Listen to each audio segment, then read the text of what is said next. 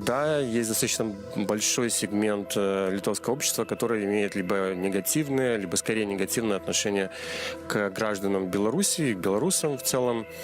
Вот если брать наши исследования, то где-то 36%, да, вот сказала, что скорее негативно относятся. Для яркой демонстрации выступления литовского активиста-историка перед литовской публикой на английском языке, чтобы было понятно более широкой общественности. На экране в качестве доказательства он приводит выступление беглых на тему того, кто же все-таки правопреемник Великого княжества Литовского и как по несчастливому стечению обстоятельств ВКЛ оказалась под чужим суверенитетом. Після Першої світової війни нашим сусідам удалося здобыть и утрымаць незалежную державу и перацягнуць на себе ковдру, присвоить усю историю Великого княжества Литовского, у тым ліку назвы Литва и литовцы. Гучыць, например, в документах литовец, литвин, литовский. У 90% нават больше гаворка ідзе про жыхара Менска, про жыхара Украины, про жыхара Киева.